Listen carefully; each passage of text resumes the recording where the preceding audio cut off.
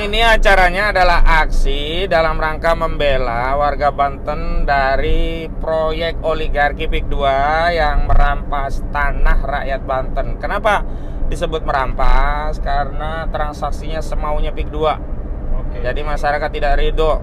Masa tanah hanya dibeli 50.000 perak per meter. Iya. Udah diuruk, udah jadi kafling siap bangun jadi 30 juta per meter. Oke. Nah. Ternak Mulyono yang komen bagus, nanya bener kita jawab. Cuma kalau menghina, menghujat segala macam ya maaf kita skip dulu ya. Iya, Yang iya. cerdas dikit jadi anak bangsa ini. Lanjut. Gimana Bung Arif? hati-hati, Bung. Ada pertanyaan apa Bung Arif? Yang pertama Bang, Ya.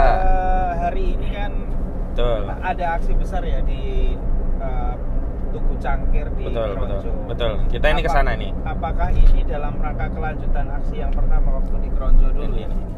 Ya, ini kan merupakan aksi lanjutan perlawanan rakyat terhadap oligarki PIK 2 Udah biar aku aja. yang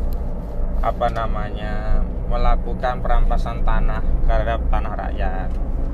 Nah, aksi hari ini lebih spesifik lagi dalam rangka untuk memberikan perlindungan kepada korban PIK 2 yang banyak diintimidasi bahkan dikriminalisasi. Terakhir salah satunya adalah Charlie Chandra ya, yang semalam mau ditangkap paksa oleh penyidik Polda Banten, padahal dia sudah memenuhi panggilan secara patut. Dan terakhir komitmennya kan kalau ada kebutuhan pemeriksaan lanjutan, Charlie Chandra ini sudah bersedia untuk datang dan memenuhi panggilan penyidik. Alih-alih datang menggunakan panggilan, ini tiba-tiba datang mau nangkap, itu udah kayak teroris ya. Betul. Rumahnya digedor-gedor, lampunya dimatikan. Waduh, ini udah kayak bukan di Indonesia aja, kayak penjahat keras kakap aja. Di sisi yang lain polisi ada Firly Bahuri udah kena kasus, udah tersangka, sampai sekarang nggak diapa-apain.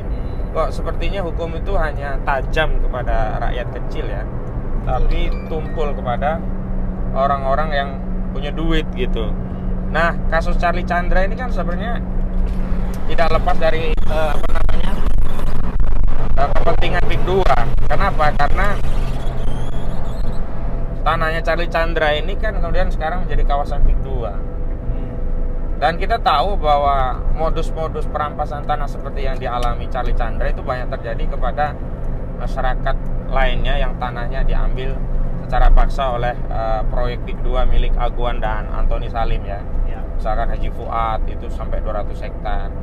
Ada juga ya yang dibeli hanya 50.000, tanahnya langsung diuruk tanpa izin dulu, baru ketahuan yang ngambil itu PIK 2 setelah yang punya sawah, yang punya tanah itu datang ke desa bertanya, dan akhirnya dinego hanya dibayar 50.000 perak per meter.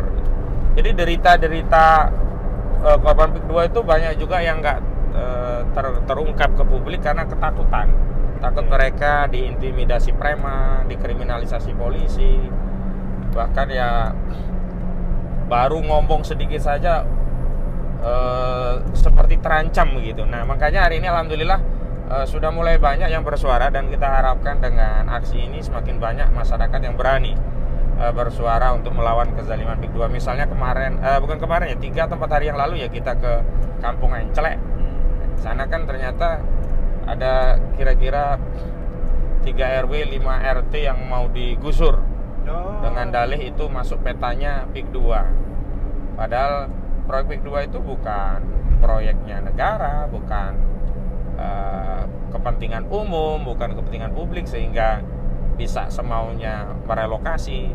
Relokasi itu hanya terjadi kalau proyek itu milik pemerintah dan ada kemaslahatan yang lebih besar, sehingga masyarakat diminta untuk pindah. Misalkan proyek untuk jalan tol ya, proyek untuk kebutuhan bendungan. Nah, ada rumahnya di pinggir bendungan, pinggir jalan tol, direlokasi wajar karena itu untuk kepentingan umum yang lebih besar, sehingga dicarikan tempat yang lain agar manfaat kepentingan umum itu tidak terganggu gitu. Lah ini kan proyek oligarki, proyek bisnis murni, itu cari cuan. Keuntungan dari industri properti PIK 2 itu tidak ada yang masuk ke APBN, keuntungannya yang masuk ke kantongnya Aguan. Walaupun kita dapat cuma pajak-pajak, yang itu pun pajaknya kan hasil dari proses transaksi yang itu menindas rakyat karena tanpa keridhaan rakyat gitu. Jadi janganlah kemudian kita berdalih ini pembangunan investasi tapi dibangun di atas asas penindasan terhadap rakyat. Tidak boleh gitu. Itu ya. Oke.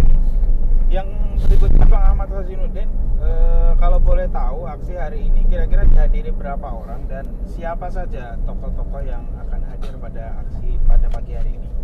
Berapanya saya tidak tahu.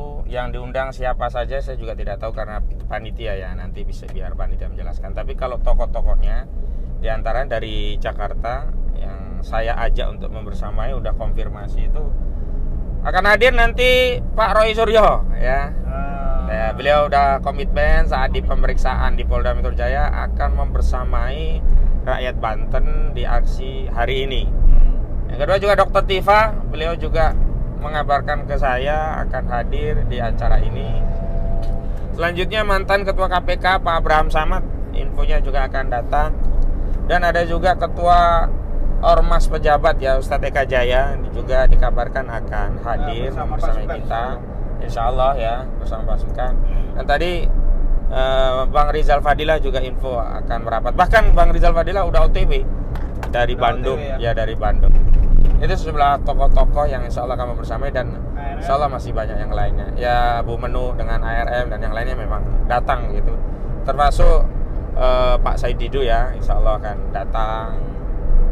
Bang Gufroni SHM dan Bang Samsir Jalil insya Allah dan masih banyak lagi lah. Oke, kalau kita lihat ini kan kasus PIK 2 ini cukup panjang. Ini luar biasa ya effortnya ya, bagaimana dari awal yang sangat mencekam, hampir tidak ada orang yang berani bersuara, kemudian timbullah suara-suara perlawanan dari Bang Said itu akhirnya memunculkan bara api Banten, kemudian ramai-ramai bersuara menolak PIK 2. Nah kalau kita lihat dinamika seperti ini kira-kira akhirnya akan gimana Bang Ahmad Hazinuddin kalau melihat perkembangan ini? Ya. Jadi masyarakat ya itu seperti tubuh. Kalau ada satu bagian tubuh sakit itu akan menular ke yang lain. Sebaliknya, kalau tubuh itu mulai sembuh, dia juga akan menjalar ke bagian tubuh yang lain. Nah, masyarakat kan dulu sakit ya oleh dua hal ya. Pertama, narasi yang menakut-nakuti, kedua narasi yang membodoh-bodohi. Nah, sejak Pak Said Didu bersuara mengkritisi proyek PIK 2 secara lantang, itu mulai ada virus, antivirus lah katakan begitu, atau obat ya yang membuat kebodohan itu terangkat dan ketakutan itu hilang. Artinya apa? Keberanian rakyat Banten itu mulai bangkit. Terus pemahaman rakyat Banten juga makin meningkat. Misalnya rakyat Banten kan sekarang tahu bahwa PIK 2-nya Aguan itu bukan PSN. Kan selama ini kan seluruh proyek PIK 2 dianggap PSN, ya dinarasikan PSN, diklaim PSN. Sehingga rakyat kan jadi takut kalau nggak mau jual tanahnya melawan PIK 2 seolah-olah melawan negara karena ini proyek negara. Nah, datang kita bersama-sama mengedukasi masyarakat bahwa proyek PSN itu hanya di 1.755 hektar dan itu pun hanya di Kosambi. Dan terakhir PSN yang disebut dengan Tropical Coastland yang 1.755 hektar itu juga sudah dibatalkan oleh pemerintahan Presiden Prabowo Subianto. Kenapa? Karena di Perpres nomor 12 tahun 2025 berkaitan dengan RPJMN ya, Rencana Pembangunan Jangka Menengah Nasional 2024 sampai 2029 itu ada 99 PSN era Prabowo, terdiri dari 22 PSN lanjutan atau carryover dan 77 PSN baru. Dan di dalamnya sudah tidak lagi memuat PIK 2, termasuk Rempang Eco City juga tidak masuk, termasuk Bumi Serpong Damai BSD juga nggak masuk. Artinya apa? Ya rakyat sekarang paham ini bukan PSN. Dan rakyat paham dulu waktu jualan PSN sebenarnya tidak di seluruh wilayah ya, sampai ke daerah Tanara sana ya, Serang. Nah ini yang kemudian membuat masyarakat bangkit ya, makin berani, makin paham, dan ini menjadi kesembuhan ya, kesembuhan masyarakat, kesadaran akan haknya, dan kemudian memperjuangkan haknya. Dan hari ini termasuk bagian dari proses terapi mengobati masyarakat agar semakin berani dan semakin paham bahwa haknya dirampas dan harus punya kesadaran untuk memperjuangkan haknya yang dirampas oleh oligarki PIK 2. Begitu. Oke. Bang Ahmad Wazinuddin, ini kan yang mungkin sebagai masyarakat awam yang tinggal di Banten ini, dari detak jantung perlawanan ini mungkin mereka akan semakin berani atas penolakan proyek ini karena ini bukan proyek negara. Namun seperti yang kita ketahui bersama bahwa proses-proses yang dilakukan PIK 2 ini kan cenderung brutal ya, Pak Ahmad Wazinuddin. Cenderung menggunakan cara-cara yang tidak seharusnya gitu ya. Misalnya deal-dealnya harus sesuai dengan kemauan masyarakat, nggak begitu kan. Tapi kalau sudah masuk ke wilayah proyek mereka kemudian bisa digusur dan dipindahkan dan lain sebagainya. Nah, ini cara masyarakat untuk mengantisipasi itu gimana, Bang Ahmad Wazinuddin? Jelas melawan. Gimana jelas melawan. caranya kira-kira? Ya, caranya melawan dengan bersuara. Dengan tidak merelakan tanahnya dijual kepada mereka, dengan tidak meninggalkan rumahnya untuk dibongkar, untuk dipindahkan. Pasang badan aja itu satu hal.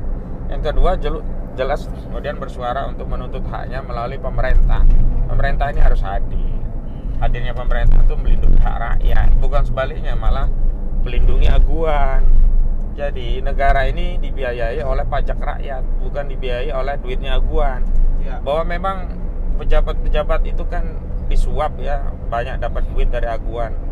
Tapi kan pejabat itu tidak menjalankan pengelolaan pemerintahan itu berdasarkan APBN dari duitnya aguan. APBN tetap dari rakyat.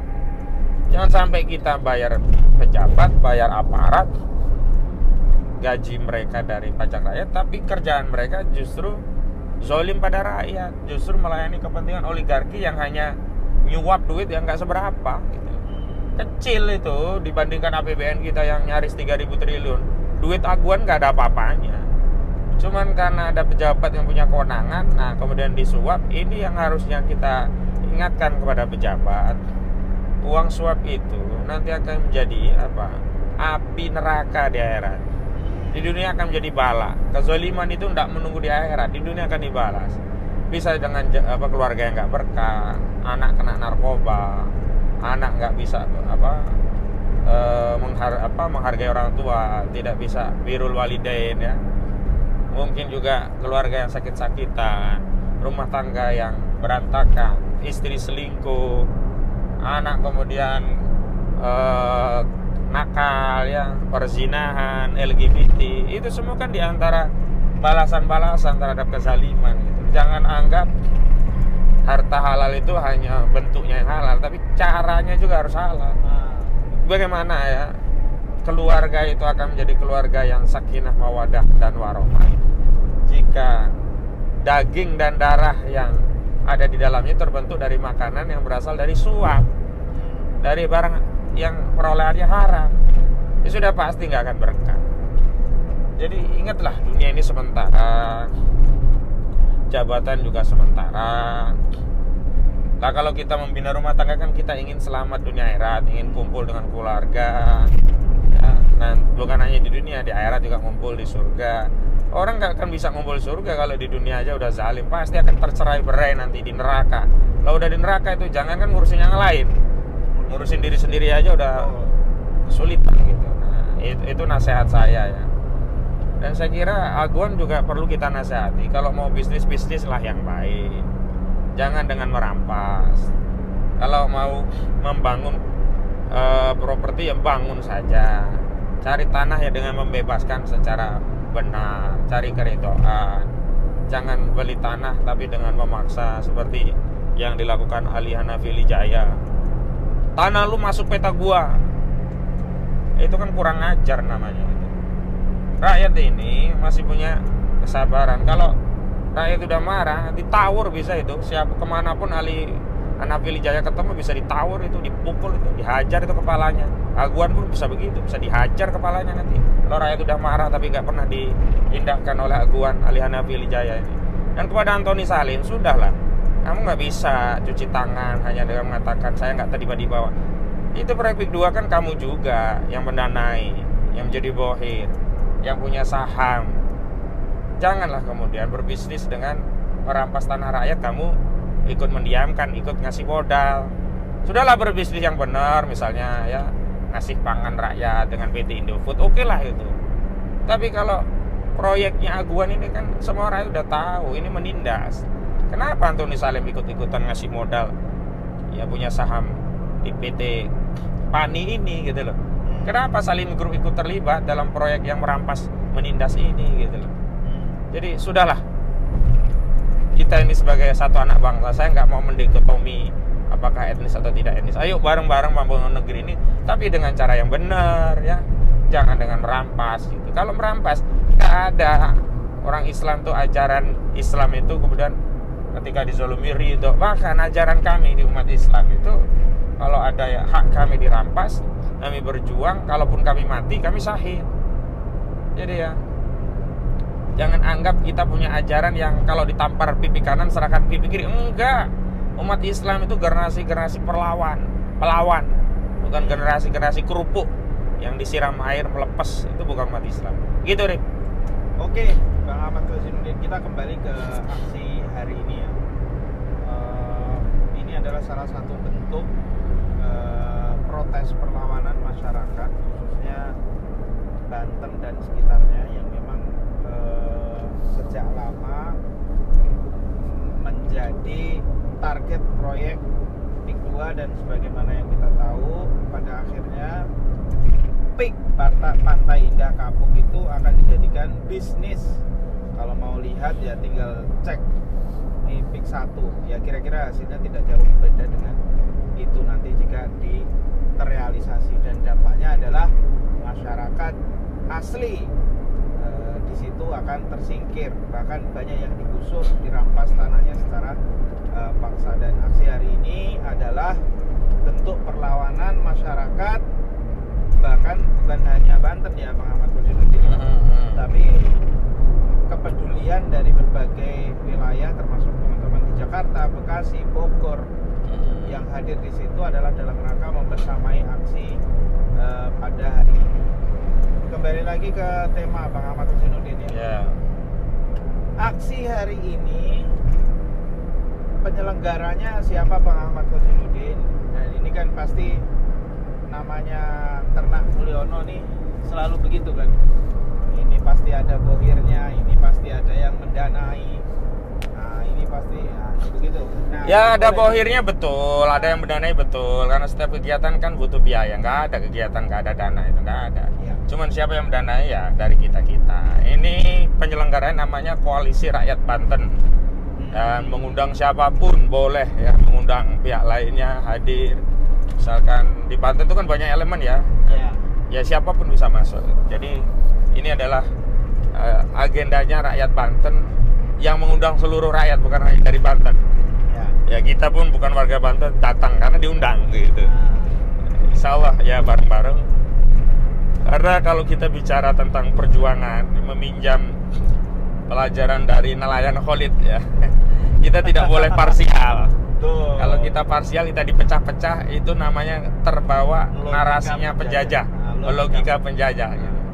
Jadi walaupun kita bukan orang Banten, walaupun tanah kita tidak digusur, tapi kita harus ikut menolong saudara kita di Banten. Apalagi kalau dasarnya adalah akidah Islam kan, al-muslimuna akhul muslim, seorang muslim itu kan saudara. Bahkan kenapa kita menolong Charlie Chandra walaupun Charlie Chandra non muslim? Iya. Karena memang perintah agama kita itu untuk menegakkan amar ma'ruf nahi mungkar.